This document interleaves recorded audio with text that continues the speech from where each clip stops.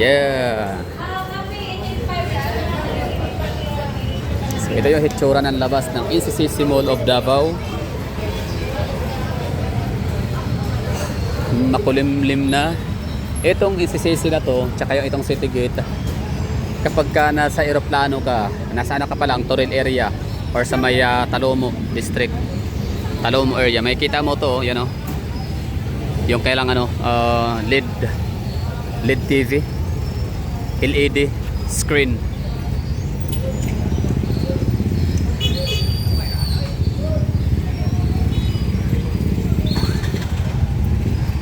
So walking vlog po tayo dito na area. Ipapakita ko sa inyo yung, ano, yung lugar, surroundings ng NCCC Mall and City Gate. So ito yung papuntang ano, Tigato, Joliville, Mandog. Tapos ito yung kailang palengke, public market, Buhangin Public Market.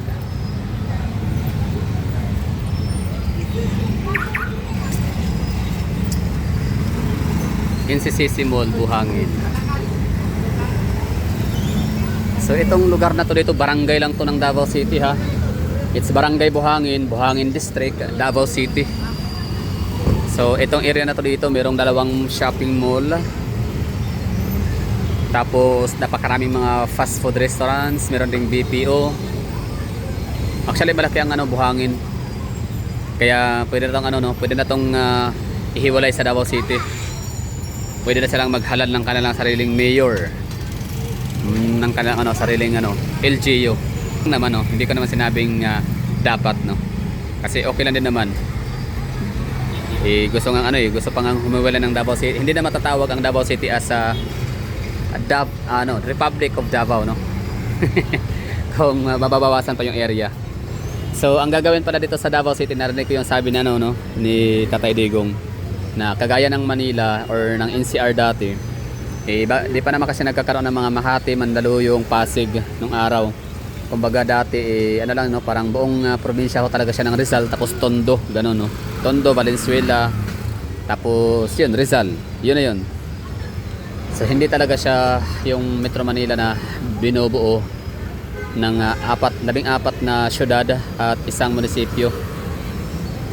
So nung nagkaroon na parang nagkaroon ng congestion sa City of Manila, kasi yun na nga yung pinakakabisira ng ng Pilipinas dati. So ang nangyari is parang ginawang Quezon City, gumawa ng Caloocan, Pasig, Pasay. So parang yun ang gagawin sa Davao City para decongest yung ating traffic problem. 'Di ba? Yung ating traffic congestion dito sa sa Davao City. So para masolusyonan na. So yun na nga, bali lahat ng distrito parang isi-separate or kailangan i-scattered, no. Ikakalat yung mga townships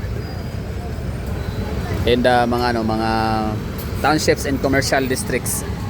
So for example, ito na nga, Buhangin. So yung mga taga Buhangin area, taga Barangay Buhangin, taga Buhangin districts, hindi na kailangan pumunta ng downtown area para pumunta sa SM Lanang, hindi na kailangan pumunta ng SM City Davao, hindi na kailangan pumunta ng Gaisano Mall, Victoria Plaza, Abrisa de Ayala, Robinson. Hindi na kailangan pumunta ng NCCC sa JME to. JME, sorry lang ha. Ano lang, ako na-distract lang dito. Kasi singer yan si Josh Arnaldo. So hindi man siya nanalo sa The Clash. Parang naging artist at model yata siya. Okay lang. So yan, share ko lang. Kilala kayo top 5 kabatch sa season 1 yan, kabatch nila Golden Cañedo and Jong Madaliday. Anyway, so going back dito, commercial lang yun ha. Okay, so balikan natin to dito ng area. Yan na nga, Barangay Buhangin, Buhangin District. So magkakaroon sila dito ng sariling township nila. Ito na nga, meron silang sariling palengke, meron silang sariling eskwelahan, di MMA. Meron sila dito. May mga high school, no, may mga universities. May universities dito sa Buhangin. Davao Jones, Academy, pero wala, parang sarado na yata yung Davao Jones Academy. Ford Academy, pero ang yayaman ng mga taga Buhangin, pansin ko lang, Davao Jones, Ford Academy. Actually sa Davao City naman talaga maraming dito mga private school kadalasan. Actually bago lang tayo nagkaroon ng ng City College. Last year lang ba? Tama ba? Last year? Or this year? So yun, itong Buhangin District na to ay ano na siya, hindi na kailangan pumunta ng mga taga Buhangin sa downtown area para mag-shopping, mag-grocery, kasi meron na nga silang City Gate, Gaisano Grand City Gate, meron na silang NCCC Mall Buhangin, and meron silang public market, wet market dito sa ating likuran. Gusto nyo, ano na natin, pasyalan na natin, iikotin na natin. Dito lang din naman na tayo, i-vlog na natin, explore na natin tong area ng Buhangin public market. Traffic sila dito.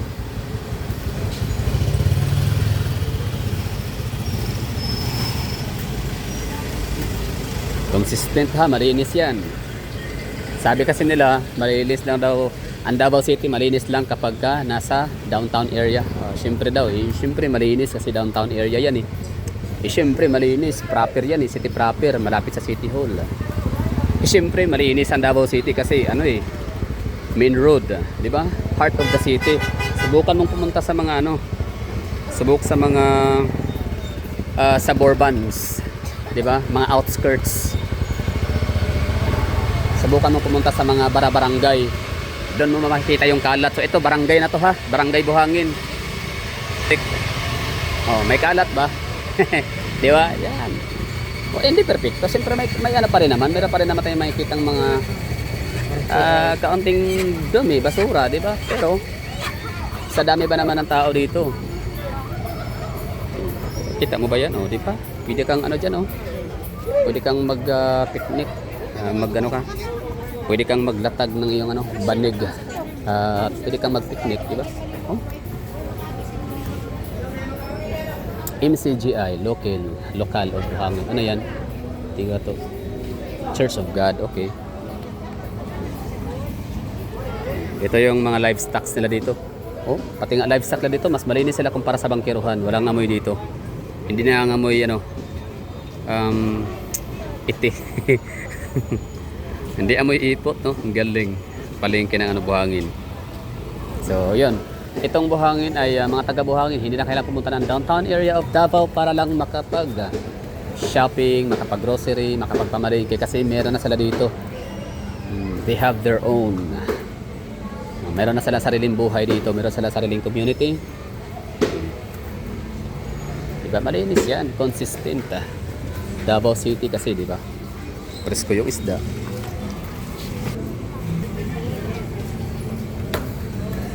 Diba? Linis kaya compare nyo kaya to sa mga ibang mga malalaking syudad sa Pilipinas. Yan lang sinasabi ng iba na puntahan mo kaya yung malinis lang kasi yung Davao City dahil downtown area. Kasi diyan ka nag-vlog sa pinaka-proper, pinaka-heart of the city. Malapit sa City Hall. Nababantayan talaga ng mayor. Dito, tingnan nyo to dito. Karinderya, di ba? Karinderya, mga dugyot, di ba? May mga kalat, basura, may mga basta. Wet market, from the word wet market.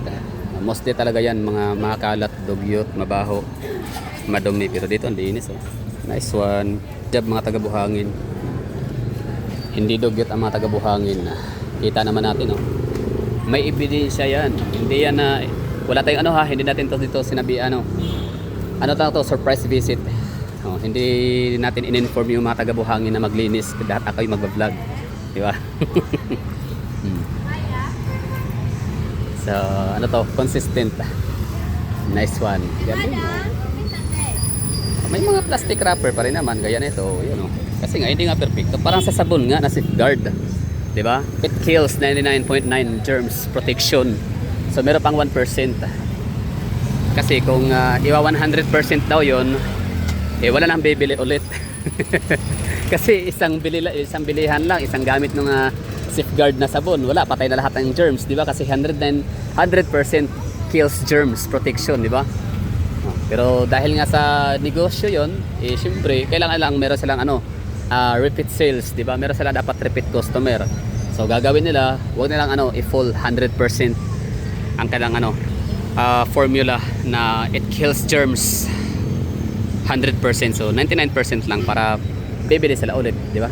pag maubos. Kasi hindi pa may natirang 1% na germs, di ba? Ganun. Nakakatawa. Bata 'yon na ano sa vlog kasi 'yon sa ano, may pangalan ng bata. Niyan ang galing, nakakatawa. Wow, malinis. Consistently cleanest city.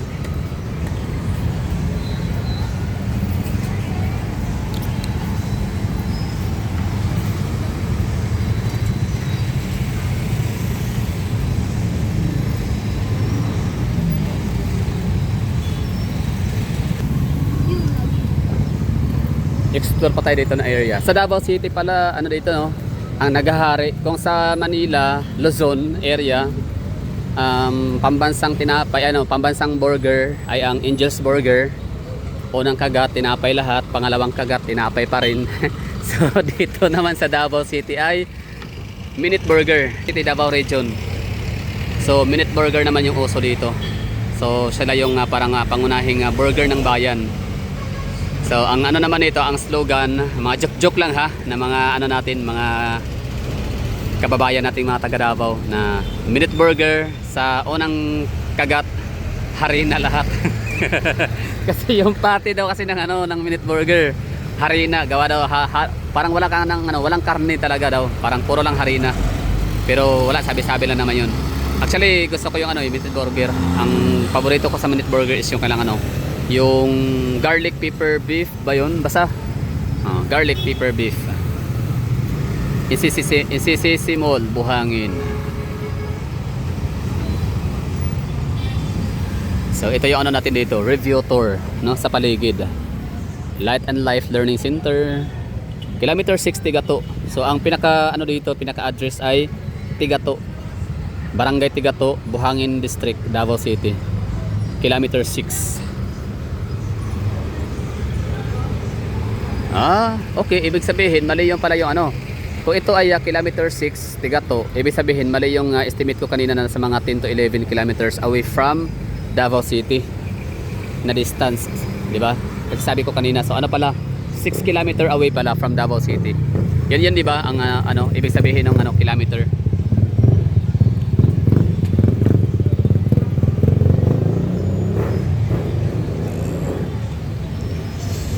Alright, thank you. So, lakad pa tayo sa unahan. Mahaba-habang vlog pa to, no? Sana ay subaybayan nyo. Sana ay sasamahan nyo ko hanggang sa huli nitong video na to. Kasi marami pa tayong mga makikita. At marami pa kong pwedeng ipapakita sa inyo.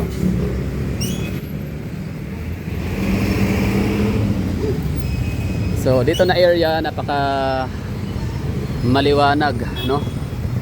Aninag natin yung liwanag ni Insisisi Mall Buhangin dahil sa kanyang mga LED screen.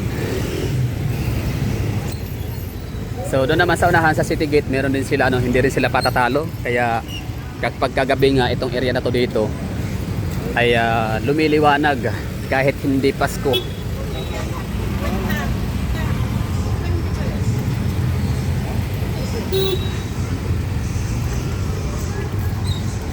So, 'di ba? Napakahigpit nung dito, ng labanan, no, ng competition. Kasi sa labas, ito sa Buhangin Public Market ay makikita mo yung mga RTWs, no, mga dry goods. Sapatos, tsinelas, bula, payong, lahat, no. Andito na rin. Pero kung gusto mo naman din na doon ka sa loob, kung meron kang NCCC membership card, pwede ka rin doon mamili. Meron din sila dyan. So mamili ka lang, no? Gusto mo sa air condition, pero siguro mas pricey compare dito sa labas. Pero kung tingin mo naman na mas mahal dito sa labas or yung presyo ay magkaparehas lang, doon ka na lang sa loob, air condition pa. So pagdating naman sa wheat market, syempre merong NCCC supermarket, mura lang yung mga nila, paninda, di ba? Pero syempre di hamak na mas fresh at medyo mas mura talaga kapag public market, wheat market, di ba?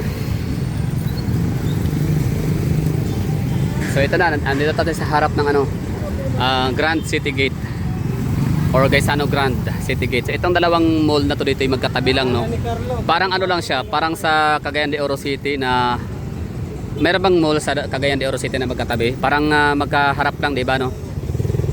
So SM Uptown at saka, ay hindi pala, Gaisano Mall, tapos sa harap naman ay si Centrio Ayala. Tama ba? Centrio Ayala. So dito naman ay NCCC Mall and City Gate. So magkatabi, no? Yung rivalry nila ba? Talagang git-gitan, literal na tikita, no? Tikit yung laban. Nice one.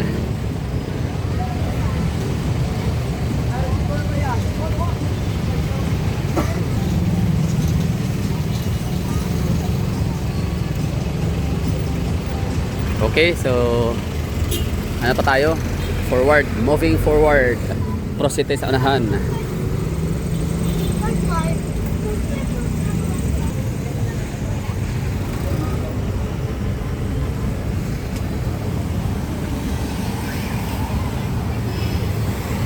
So sana ito ilagyan din ni ito si Gaisano Grand City Gate, sana maglagay din sila ng kanilang LED screen dito para mas madadagdagan yung liwanag, kasi dito na area medyo madilim na. 'Di ba? Kasi yung kailang LED screen doon lang sa pinaka corner. Pinaka edge. So dito wala. Walang ilaw. So, siguro sabi ni Gaisano Grand City Gate, ipagpaubayan na nila yung liwanag kay NCCC Mall Buhangin.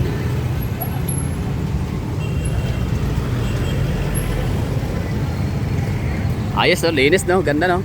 'Di ba? Mostly kasi sa mga commercial area, sa mga metro cities nga, sinasabi ko sa inyo.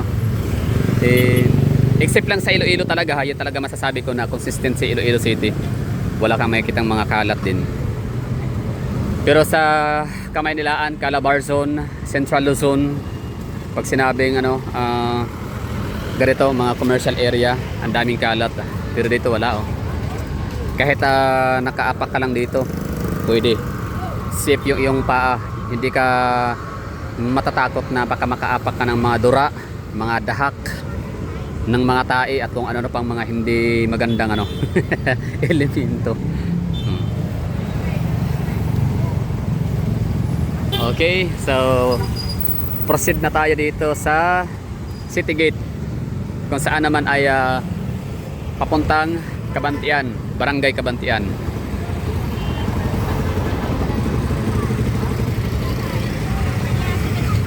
Yung namin dito, mga ambulant vendor. Ambulant vendor means yung mga bigulong ba. So meron silang sariling basurahan. Yan Gaya niyan, mayroong dalawang plastic na nahulog sa ilalim ng kanilang tindahan. So mamaya pagkaalis nila dyan, walis muna sila bago umalis. So yan ang tinutukoy ng mga tao na ang taga Davao ay mga disiplinado. Yan. So hindi sila basta kaya nakapagbenta na, nakinabang na sila sa mga taga-lugar, di ba? Mga taga rito, after nilang magtinda, ubos yung paninda nila at aalis na lang basta-basta. So kahit alam naman nilang mayroon namang street sweeper, pwede naman silang hindi maglinis kasi nga mayroong street sweeper, pero alam nilang mapapagalitan sila kinabukasan, di ba? Verbal reprimand, nakahiya kaya yun. Ang tanda-tanda mo na napagalitan ka pa, di ba? Dahil sa yung kapabayaan at katamaran at kadugyutan, di ba? At kabaglaan, kabalahuraan, di ba? Pagiging purara. So, siyempre ayaw mo mangyari yon kasi hindi ka naman talaga ganun ka fly by night, kasi kinabukasan babalik ka pa dyan. Kita mo itong mga tao talagang dito talaga sila sa pedestrian. At ito yung Gaisano Grand City Gate, Pigato, di ba? Astig, di ba? Ganda dito. Pwede na sila talagang hindi pumunta ng Davao City. Kahit pasabihin natin lagyan ng harang, no? Lagyan ng boundary, Great Wall of China between Buhangin District and Poblacion District, ay okay lang. Kasi nga meron nga silang dito kompleto, meron silang hospital, meron silang eskwelahan, meron silang shopping mall, meron silang subdivision, merong palengke, kompletos, recados.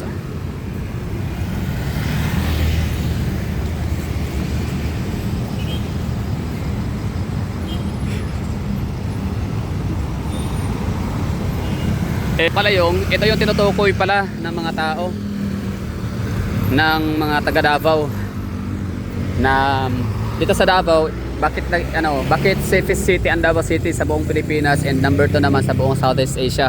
Kasi nga maliban sa napakarami natin ditong mga police personnel, mga security personnel, mga task force Davao, police auxiliary, mga public safety and security office, barangay tanod, ay meron din tayo dito talagang mga active CCTV nito. Yan po ay nagsuzoom in.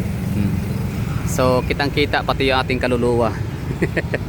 Di ba? So talagang masasabi mo na ang Davao City, kahit pa man na sabihin natin pinakamalaking confidential funds or intelligence fund ang Davao City sa buong Pilipinas, very justifiable naman kasi nga unang-una sa sobrang dami ng tao, third most populous city ang Davao City next to Quezon City and City of Manila. Tapos pangalawa, ano lang din kumbaga karapat dapat din, deserve din ang Davao City na magkaroon ng napakalaking confidential funds or taon nito, napakalaking confidential funds, intelligence fund, kasi nga napakalawak ng syudad ng Davao City, ng nasasakupan. So yan na nga, bali i-multiply natin yung into 3. So Metro Manila times 3. So that's Davao City.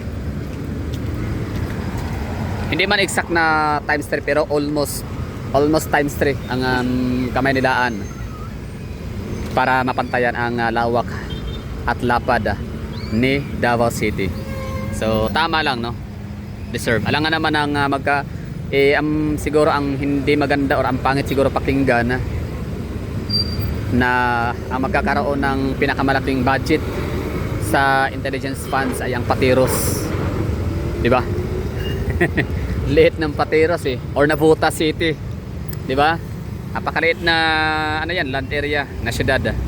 Tapos ganun kalaki yung, so yung questionable yun. Pero Davao City, hindi yan pwede i-question. Tsaka may napatunayan naman talaga. Di ba?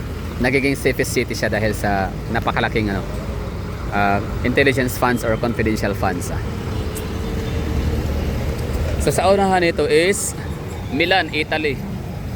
Hindi, yung Milan is tawag sa, merong grocery store dito dati na ngayon hindi na nag-exist.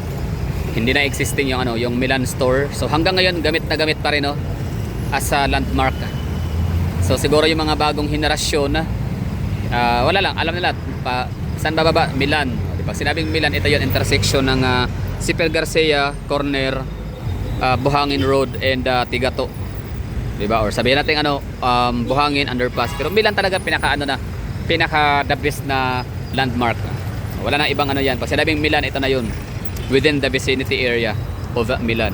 So it's either punta ka ng Barangay Buhangin District Hall or Buhangin Gym, or dito sa may City Gate, NCCC Buhangin, or maaaring sa may Davao Jones Academy. Diba? So dyan lang na area, pag sinabing Milan, dyan lang yan malapit. Ikot-ikotin mo na lang, laharin mo na lang. Gaya itong ginawa ko natin. Sige, silipin natin yung tinutukoy ko sa inyo na Milan. Milan, Italy.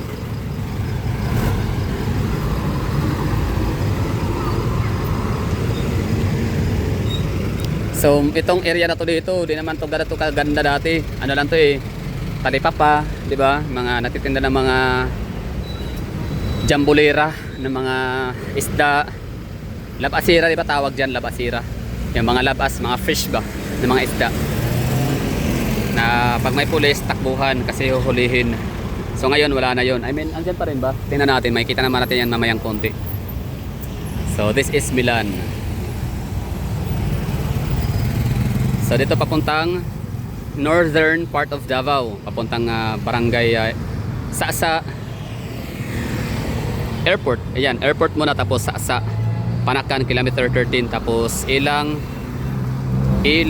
papuntang Ilang, Tibungko, Panakan, Ilang, Tibungko, Bunawan, Lasang, tapos Panabo City, Municipality of Carmen, Davao del Norte, Tagum City. Pero kapag paano ka naman, pagitna ka naman na area ng Davao del Norte, yon, Duhali, Barangay Alihal, Duhali, tapos Carmen ba, saan ba sakop yung Barangay Alihal? Malaking barangay kasi yan So pwede siyang Duhali, pwede ring Barangay Carmen. I mean Municipality of Carmen. Tapos yun, Municipality of Santo Tomas or Tibalog. Okay, tapos kung diretso ka naman papuntang northern part of Davao nga, Davao region, so that's Davao del Norte, Tagum City, tapos papuntang Davao de Oro, Davao Oriental, Caraga region, ganun. Okay, tapos dito naman na side, pa right side ay papuntang Maa Diversion Road. So tapos na tayo dyan. Balik na tayo dito sa kabila.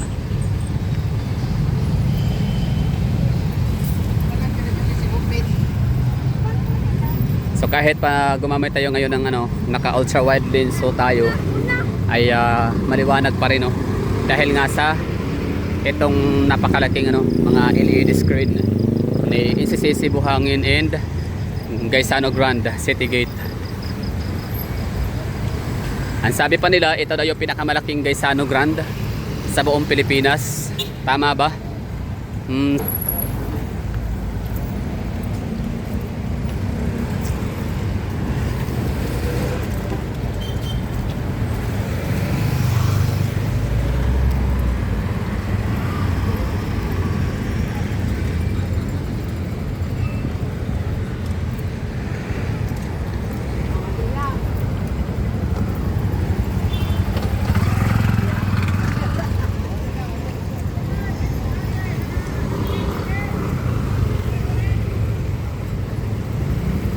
Tabit tayo dito para makita natin yung sinasabi ko sa inyo na mga talipapas, yung mga labasira. Paagis ako ha, salamat. Ayun ito nga tinatawag ko sa inyo na labasira. So andyan pa rin sila, no? Present pa rin. Lukoy.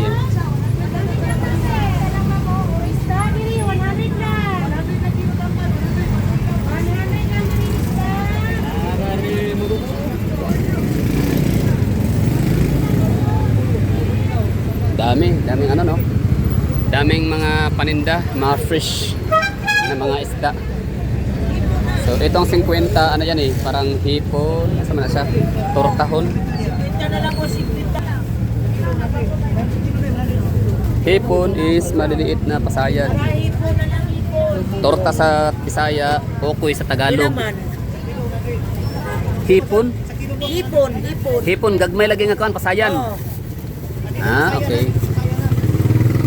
Hipon na siya, hipon nila din ang pasayan.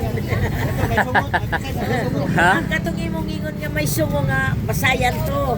Hipon, pasayan, hipon siya na maliit, gagmay, no? Gagmay, kuan na siya, isda lang na siya nga hipon. So dire okay, hipon. Hipon na siya nga isda. Para torta, gyapon na siya torta. Butang itlog, butang garina. Oo. So grabe talaga ang diferensya ng pinagkaiba ng Bisaya at Tagalog, kasi ang hipon kasi hipon. Hipon dito, isda na maliit. Okay. Yun na yun. Wala lang, daan lang tayo ha. Ganda, mga presko yung isda dito. Para ito kasi ang ginagawa nitong mga to, para yung mga galing downtown area pa uwi ng mga lugar nila dito sa Kabantian, hindi na kailangan pumunta ng public market ng Buhangin sa wet market, kasi dito na lang sila bibili, di ba? Sambu ice cream. So yan po yung purpose. Mangga.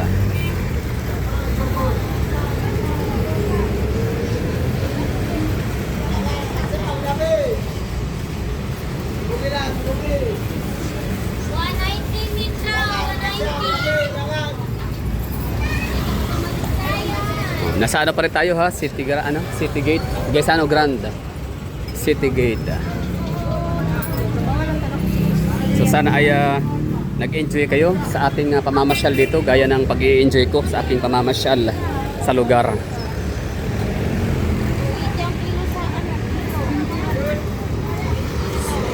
Wow, sabaw.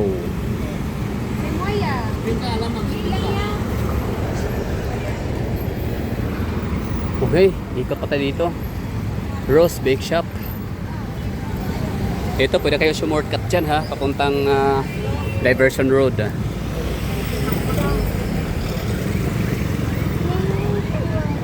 Maliban sa mga labasira, nagtitinda ng mga fresh na isda para yung mga pauwi nga ng Kabantian, hindi na kailangan pumunta ng Buhangin Public Market, Wet Market. So dito lang madadaanan nila. Tapos yung iba naman na gutom, hindi na kailangan pumasok sa City Gate, Sisi Mall para kumain kasi dito lang ay meron ng mga pares, no? O diba? So maging yung panigurado itong mga siguro itong mga natitinda ng pares ito sa Davao ay mga taga Maynila, no? Ideya nila to. Nung lumipat sa Davao, dito na sila nagtinda ng pares, which is nagustuhan din naman ng mga Davaoenyo. Kaya napapansin ko parang dumarami yata yung paresan dito sa Davao City. Tsaka ang maganda kasi sa pares, may sabaw. Hindi mo na kailangan yung nguyain ang kanin. Basahin mo na ng konti, imimix mo na lang yung ipaghahalo mo na lang yung sabaw ng sabaw ng pares tsaka yung kanin tapos lunok, 'di ba? So, 'yun po yung ginagawa ng mga taong nagmamadali. 'Di ba? Tsaka gutom, wala nang panahon para magmuya.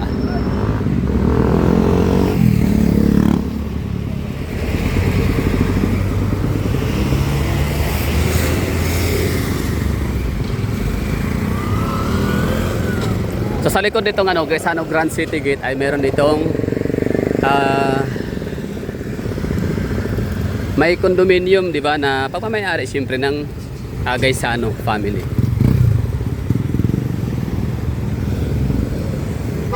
Kung merong hotel na Grand Regal, meron ding condominium dito na Grand Residences. Grand Residences. Tingnan natin nakalimutan ko na alam niya naman, basta inuulit ko lang hindi ako talaga masyadong nagtatanda.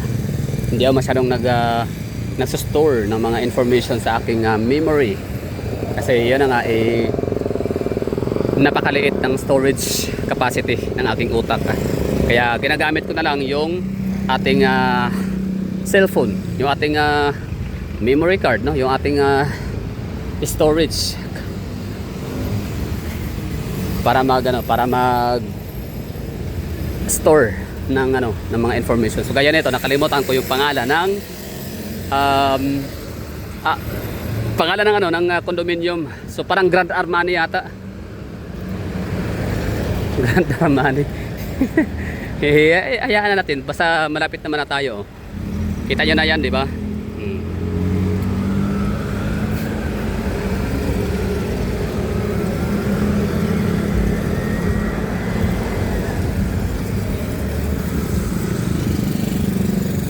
Grand City Gate, Buhangin.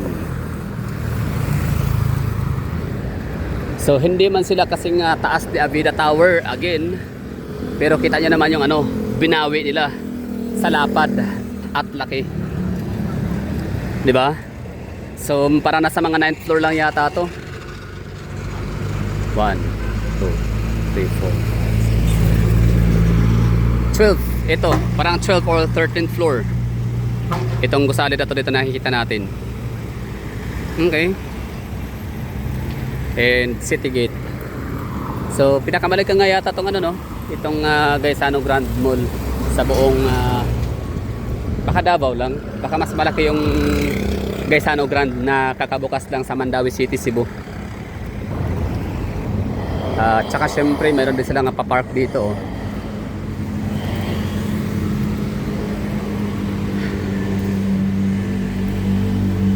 Yung mayroon akong bisita from Manila, tapos business, meron silang branch dito sa Davao City sa may Ecoland.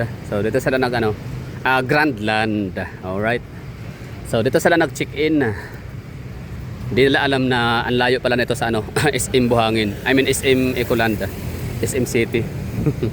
So kinabukasan umalis sila at lumipat dun sa may lang din, malapit lang sa SM. Yung sa may harap ng Lotus Blue Hotel, Blue Lotus Hotel, France Hotel ba yon? Tama ba? So doon sila lumipat kasi mas malapit. Okay, so yun na. Tapos na tayo sa ating pamamasyal, pag-iikot sa buong gusali, buong area, vicinity ng Gaisano, I mean Sisi Mall, Buhangin Public Market, and Gaisano Grand City Gate. So thank you for watching, and parang papasok na ako kakain, hanap ng pwedeng mainom at ako'y nauuhaw din. So sana'y nagustuhan nyo, sana'y nag-enjoy kayo sa ginawa kong tour around dito sa lugar, kagaya ng pag-i-enjoy ko sa ginagawa ko ngayon. Yun.